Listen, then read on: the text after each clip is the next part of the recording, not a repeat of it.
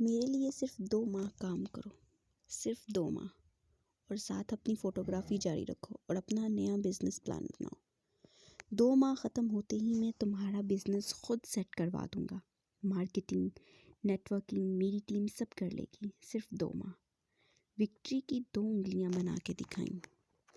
آپ اپنا کام کسی سے بھی کروا سکتے ہیں، پھر میں ہی کیوں؟ ماہر فرید پیچھے کو ہوا اور ٹانگ پہ ٹانگ جمائی۔ اب کہ وہ بولا تو آواز میں برہمی تھی، تم میرا کام کرو گے یا نہیں؟ کیف جمال کا چہرہ ہلکا سا سرخ ہوا۔ اوہ، آپ جلدی میں ہیں۔ اگر میں جا کے صفورہ کو بتا دوں کہ کوئی اس کی دوست کو اسٹال کرنے کی کوشش کر رہا ہے تو؟ وہ کیف کو چند ثانیے دیکھتا رہا، پھر ایک دم سے ہنس پڑا اور نفی میں سر ہلا دیا۔ تم یہ نہیں کرو گے؟ یہ کہتے ہوئے اس نے تصویر اٹھائی۔ کیف کو تصویر کی پشت نظر آئی، وہاں کچھ لکھا تھا، 5 الفاظ۔ آپ کو کیسے معلوم کہ میں یہ نہیں کروں گا؟ وہ متعجب ہوا۔ ماہر فرید نے جواب نہیں دیا۔ اس نے لیدر ڈائری کھولی۔ کیف کی نظریں نیچے جھکیں۔ وہ جسے ڈائری سمجھ رہا تھا وہ دراصل فوٹو البم تھی۔ اگلے ہی لمحے اس کا سانس رک گیا۔ پہلے صفحے پہ اوپر نیچے 2 تصاویر تھیں۔ اوپری تصویر ایک سیاہ بالوں والی لڑکی کی تھی، وہ اس میں مسکرا رہی تھی۔ نچلی تصویر اسی لڑکی کی تھی، لیکن اس کی آنکھیں نیلو نیل تھیں، پیشانی زخمی تھی اور پلکیں بند تھیں۔ وہ شاید کسی لاش کی تصویر تھی۔ وہ آہستہ آہستہ صفحے پلٹنے لگا۔ ہر صفحے پہ اوپر ایک لڑکی کی زندگی سے بھرپور تصویر ہوتی اور نیچے زخمی یا لاش جیسے تصویر۔ تصویریں مختلف لڑکیوں کی تھیں۔ اس نے چھٹا صفحہ پلٹایا تو وہ خالی تھا۔ اس نے اوپری خانے میں سبز آنکھوں والی لڑکی کی تصویر ڈال دی۔ نیچے جگہ ابھی خالی تھی۔ کیف اپنی جگہ سے ہل نہیں سکا۔ اطراف میں ساری خوشبوئیں دم توڑ گئی تھیں۔ اب صرف کافور کی بو تھی جو اندر باہر پھیلی تھی۔ ماہر فرید نے کھلی ہوئی البم پر بڑے دھکیلی اور نظریں اٹھا کے کیف کو دیکھا۔ پھر اس نے 2 فقرے بولے۔ وہ 2 فقرے اس کی ساری گفتگو پہ بھاری تھے۔ کیف جمال نے رکی ہوئی سانس خارج کی۔ پرچی پہ لکھے 0 گنے۔ یہ اس کے قرضے اتارنے کے لیے کافی تھے، اور ان 2 فقروں کے بعد اس کے پاس انکار کی گنجائش نہیں تھی۔ صرف 2 ماہ کے لیے وہ یہ کام کر سکتا تھا۔ میں تیار ہوں۔ ماہر فرید مسکرایا۔ Good boy. پھر مینیجر کو اشارہ کیا۔ اس نے جیب سے ایک پھولا ہوا لفافہ نکال کے کیف کے سامنے رکھا۔ یہ کام کے علاوہ ہیں، صرف اس لیے کہ تم نئے جوتے خرید سکو۔ آئندہ کسی ورک میٹنگ پہ ایسے جوتے پہن کر مت آنا۔ نرمی سے تنبیہ کی۔ اب تم جاؤ، مالک تم سے خود رابطہ کر لے گا۔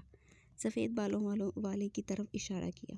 کیف نے ایک ملامتی نظر اس پہ ڈالی، پیکٹ اٹھایا اور وہاں سے اٹھ گیا۔ مجھے اس لڑکے پہ اعتبار نہیں ہے ماہر۔ اس کے جاتے ہی مالک ناخوشی سے بولا۔ اعتبار تو مجھے تم پہ بھی نہیں ہے، لیکن ہم ساتھ کام کر رہے ہیں نا؟ وہ عام سے لہجے میں کہتے ہوئے اٹھا اور کھڑکی کے سامنے جا کھڑا ہوا۔ دوپہر کی سنہری سیدھی اس کے چہرے پہ پڑنے لگی۔ ماہر نے آنکھیں بند کر لی۔ ماہر، مینیجر نے پکارا۔ انتقام کے سفر پہ نکلنے کو چاہیے کہ وہ 2 قبریں کھود لے، ایک دشمن کی اور ایک خود کی۔ یہ کنفوشیس نہیں کہا تھا، اور جانتے ہو اسے کیا چیز قبر تک لے گئی تھی؟ اپنی بیٹیوں کی موت کا غم۔ وہ آنکھیں بند کیے کہہ رہا تھا، سرد سی سرگوشی میں، موت سے بڑا کوئی غم نہیں ہے مالک۔ میز پہ البم یوں ہی کھلا رکھا تھا۔ مالک نے تعصب سے نفی میں سر ہلایا، پھر ہاتھ بڑھایا کہ چھٹا صفحہ پلٹایا تو سبز آنکھوں والی تصویر کی پشت دکھائی دینے لگی۔ وہاں اردو میں لکھا تھا، حورِ جہاں کی بیٹی کشمالہ۔ تاریخ تھی 11 اپریل اور شہر تھا اسلام آباد کا۔ آج کا دن اہم تھا کیونکہ آج کشمالہ کی زندگی بدلنے جا رہی تھی، لیکن اپنی صبح کا آغاز کرتے ہوئے اسے اس بات کا علم نہیں تھا۔ کسی کو بھی نہیں ہوتا۔ وہ بیڈ روم میں آئینے کے سامنے کھڑی کانوں میں ٹاپس پہن رہی تھی جب موبائل کی مخصوص ٹون بجی۔ وہ مسکرا دی۔ یقیناً ماں کا فیملی گروپ پہ میسج آیا ہوگا، وہ بھی گڈ مارننگ کا۔ ماں ایک ہی میسج اپنے تینوں بچوں کو فیملی گروپ اور پرسنل چیٹ پہ الگ الگ بھیجتی تھی۔ اس نے ٹاپس پہن کر موبائل اٹھایا اور میسج کھولا۔ ماں نے گڈ مارننگ کے ساتھ پوچھا تھا کہ کیا وہ ویکینڈ پہ ایزا کی شادی کے لیے لاہور آئے گی؟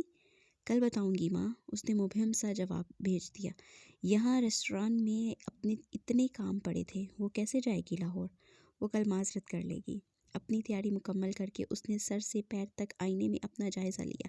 اس نے نیوی بلو لمبی قمیض کے ساتھ ہم رنگ دوپٹہ کندھے پہ ڈال رکھا تھا۔ بین گلے سے گردن میں پہنا ننھا سا ڈائمنڈ لاکٹ جھلک رہا تھا۔ پیروں میں زرد ہائی ہیلز تھیں۔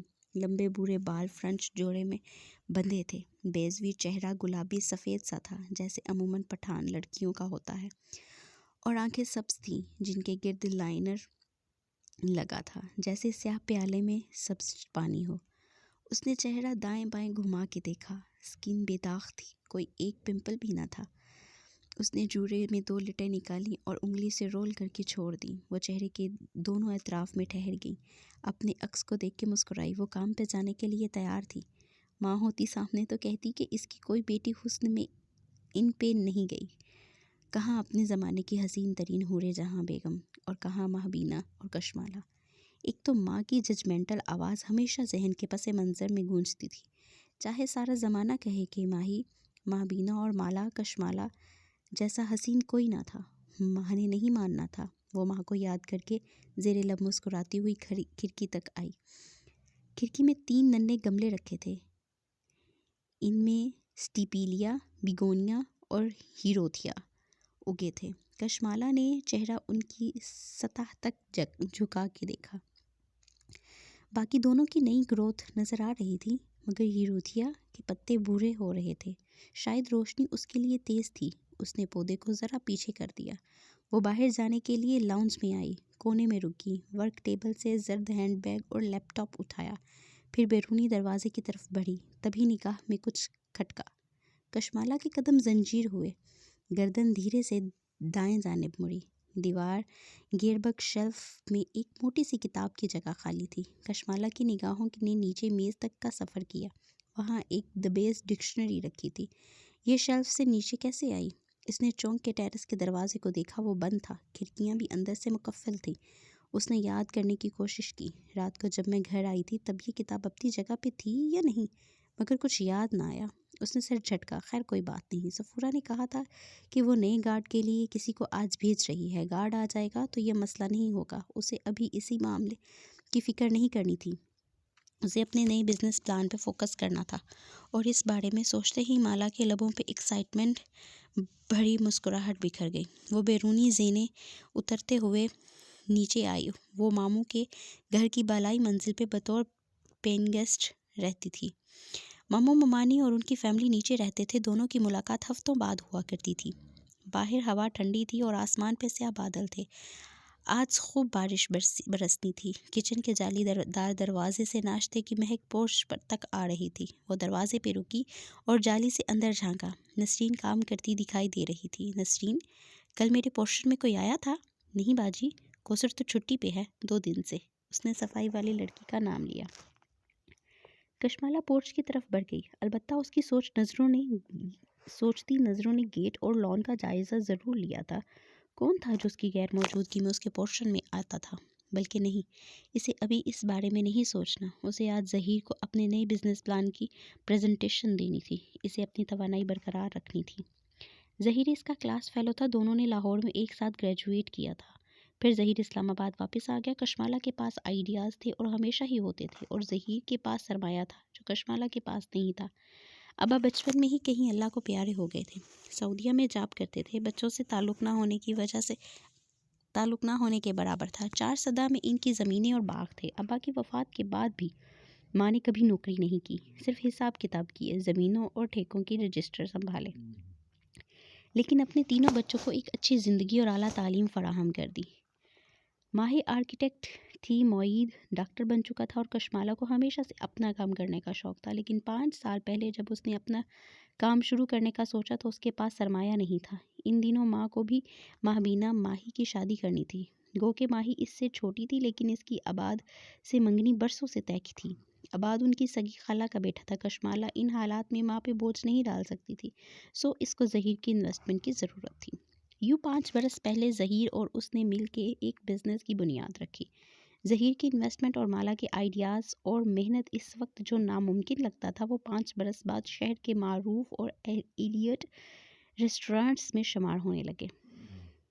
اوشن اور اوشن ریسٹورانٹ کے لیے اس نے 5 برس پہلے لاہور چھوڑ دیا تھا۔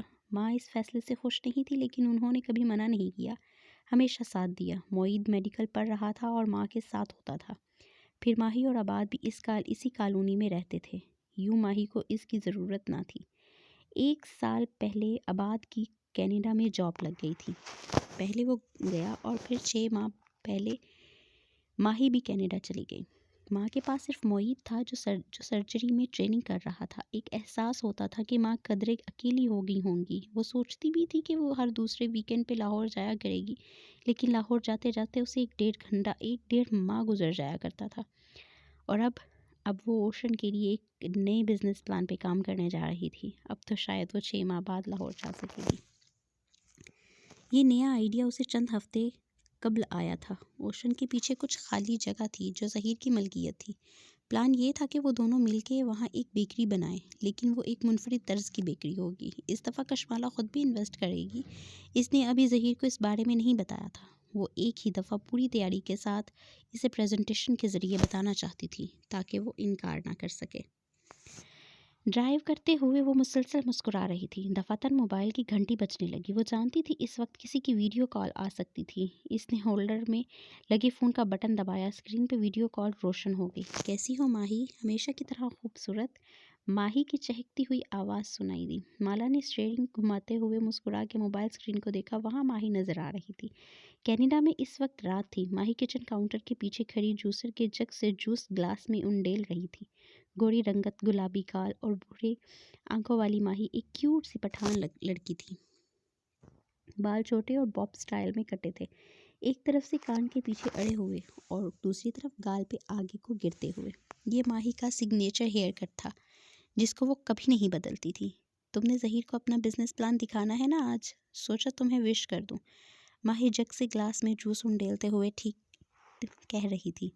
تھینک یو ماہی، اور تم ٹھیک ہو؟ اپنا خیال رکھتی ہو نا؟ مجھے چھوڑو، ظہیر کا بتاؤ، وہ مان جائے گا نا؟ ماہی کچن سٹول پہ بیٹھی، کوہنیاں کاؤنٹر پہ رکھیں اور جوس کا گلاس کوہنیوں کے درمیان رکھا، پھر اسٹرا ہونٹوں کے بیچ ڈال کے گھونٹ پڑا۔ وہ بزنس مین ہے، اتنی اچھی آئیڈیاز کو نہ نہیں کہے گا۔ تم نہ ظہیر پہ زیادہ ہی ٹرسٹ کرتی ہو۔ اسٹرا ہٹا کے اس نے خفگی سے کہا۔ آنکھیں شکی انداز میں چھوٹی ہوئیں۔ وہ دل کا شیخ ہے، میں بتا رہی ہوں، وہ تمہیں انویسٹ نہیں کرنے دے گا۔ سارا پروفٹ اور کنٹرول اسے خود چاہیے۔ کشمالہ ڈرائیو کرتے ہوئے مسکرا دی۔ کیوں اتنا شک کرتی ہو لوگوں پہ؟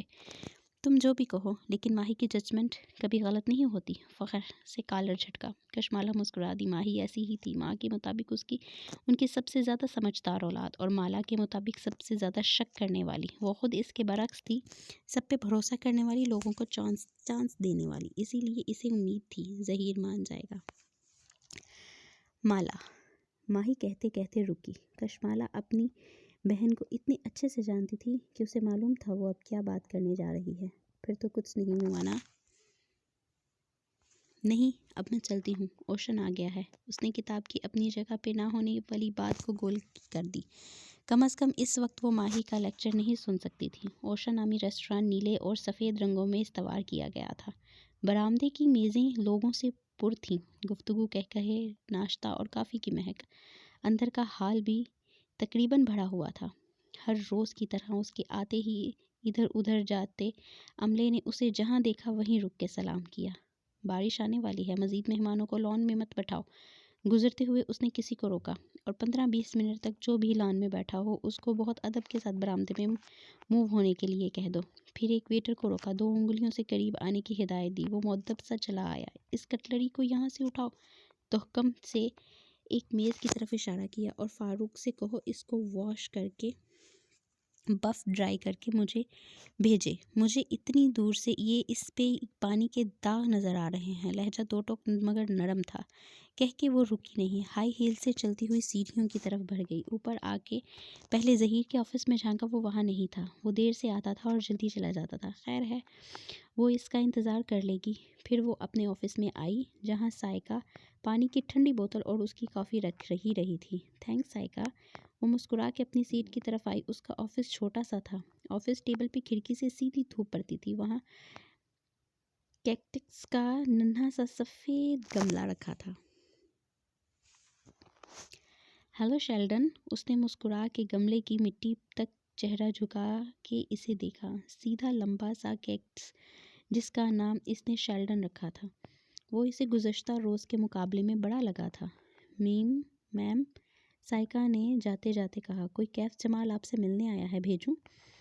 ہاں اسے بھیجو. وہ اپنی پاور سیٹ پہ بیٹھی اور کمر پیچھے ٹکائی. ایک سکون سا وجود میں بھر آیا. اس کا یہ آرام دہ آفس گردن موڑ کے کھڑکی کو دیکھا جو ٹیبل کے ساتھ بائیں طرف تھی.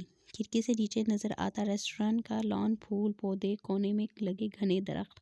اوشن اس کی وہ جنت تھا جسے اس نے اپنے ہاتھوں سے بنایا تھا، اور اب وہ اس کو مزید پھیلانے جا رہی تھی.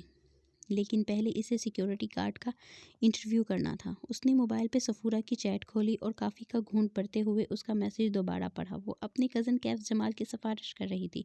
وہ ضرورت مند بھی تھا اور قابل بھروسہ بھی. صفورہ نے تقریباً درخواست کے لہجے میں لکھا تھا کہ مالا اس کو جاب دے دے. وہ پچھلے گارڈز کی طرح جاب چھوڑ کے نہیں جائے گا. انٹرویو میں بھی ایک فارمیلٹی ہی تھی. صفورہ نے کہہ دیا تو بس کہہ دیا. صفورہ بہت سوشل اور تعلقات رکھنے والی لڑکی تھی. کسی کو ملازم چاہیے یا گارڈ، صفورہ اسے سب سے پہلے رابطہ کیا جاتا تھا. دروازہ کھلنے کی آواز آئی تو کشمالہ نے سر اٹھایا، کچھ کہنے لگی، لیکن نوارد کو دیکھ کے رک گئی. آنکھوں میں تعجب ابھرا. کیا نام ہے آپ کا؟ تصدیق چاہیے. میں کیف ہوں، کیف جمال. سامنے کھڑا نوجوان رسمی مسکرا کے بولا. آپ سیکیورٹی گارڈ کی جاب کے لیے آئے ہیں؟ جی. اس نے اس بات میں سر ہلایا. مالا اچنبھے سے اسے دیکھا. اس کے اب تک کے رکھے تمام گارڈز کرخت چہروں اور مونچھوں والے ہوتے تھے. یہ ایک پڑھا لکھا اسمارٹ سا نوجوان لگتا تھا. حلیہ بے پرواہ سا تھا. بال ماتھے پہ کٹے ہوئے اور بلدار تھے. ان کو پیچھے کرنے کی زحمت نہیں تھی کی.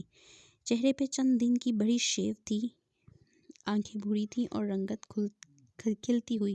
جینز کے اوپر ملٹری گرین رنگ کی کالر شرٹ پہنے ہوئے تھا. گریبان کے اوپری بٹن کھلے تھے اور نیچے سے سفید شرٹ جھانک رہی تھی. کف بھی ایک تہہ موڑے ہوئے تھا. پیروں میں جرابوں کے بغیر سفید جوگرز تھے جو نئے لگتے تھے. اس بے ترتیب سے حلیے میں صرف اس کے جوگرز قابل ستائش تھے. میں صفورہ کا کزن ہوں، مسکرا کے بولا. وہ مسکراتا تھا تو اس کے بائیں گال میں ڈمپل پڑتا تھا. اس کے چہرے میں سب سے زیادہ پرکشش کیا تھا؟ اس کے مسکرانے کا انداز یا اس کی بوڑھی آنکھوں کی لمبی اور مڑی ہوئی پلکیں؟ تشریف رکھیے. وہ بیٹھ گیا اور ایک فائل اس کے سامنے رکھی، پھر گردن ہلائے بنا نگاہوں سے اطراف کا جائزہ لیا. آفس چھوٹا سا تھا. 3 دیواریں سفید تھیں. چوتھی دیوار پہ جنگل کے اونچے درخت پینٹ کیے گئے تھے. جگہ جگہ منی پلانٹس اور انڈور پودوں کے گملے رکھے تھے. ان کی خوشبو کافی کی مہک میں مکس ہو گئی تھی. سامنے نیلے لباس میں بیٹھی لڑکی سر جھکائے اس کی فائل کے صفحے پلٹا رہی تھی. چہرے کے دونوں اطراف سے نکلتی لٹیں بھی فائل پہ جھکی تھیں. کانوں میں ڈائمنڈ ٹاپس دمک رہے تھے. کشمالہ نے فائل بند کر دی، پھر چہرہ اٹھا کے اسے دیکھا. وہ اپنی مڑی ہوئی پلکوں والی آنکھوں سے بغور اسے دیکھ رہا تھا. کچھ تھا اس نوجوان کے بارے میں جو اس جاب انٹرویو سے مطابقت نہیں رکھتا تھا. کچھ غیر فطری سا. وہ سمجھ نہیں پائی. آپ نے صرف 2 ماہ ایک پرائیویٹ سیکیورٹی فرم میں کام کیا ہے. وہ کام کیوں چھوڑا؟ میں ایک سیاستدان کے سیکیورٹی اسکواڈ میں شامل تھا بطور پرسنل باڈی گارڈ. ٹائمنگ مشکل تھی. میں ساتھ ساتھ اپنے بزنس پلان پہ بھی کام کر رہا تھا. 2 چیزیں مینیج کرنا مشکل تھا. کس چیز کا بزنس کر رہے تھے آپ؟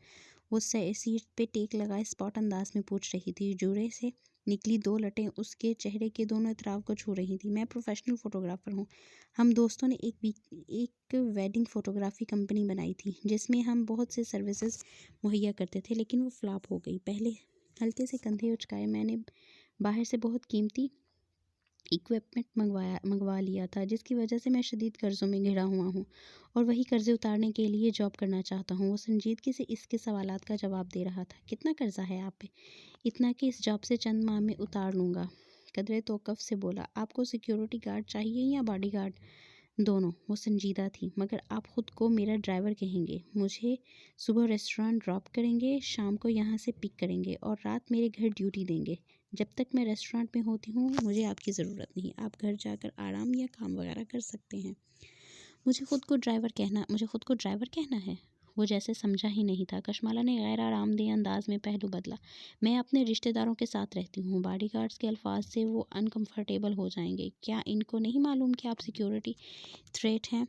وہ اس کی آنکھوں میں جھانک کے بولا. اس نے نفی میں سر ہلا دیا. ویسے نیچر آف تھریٹ کیا ہے؟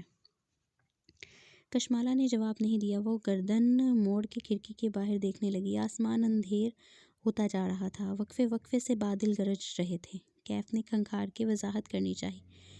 نیچر آف تھریٹ یعنی مجھے معلوم ہے نیچر آف تھریٹ کیا ہوتا ہے، مگر میں ابھی اس بارے میں بتانا ضروری نہیں سمجھتی۔ حفاظت کرنے کے لیے یہ ضروری ہے کہ مجھے خطرے کی نوعیت کا علم ہو، اور اگر علم نہ ہو تو۔ اس نے سبز آنکھیں گھمانے کے کیف کو دیکھا۔ کیف نے گہری سانس لے کر ہلکے سے کندھے اچکائے۔ میں تب بھی آپ کی حفاظت کروں گا۔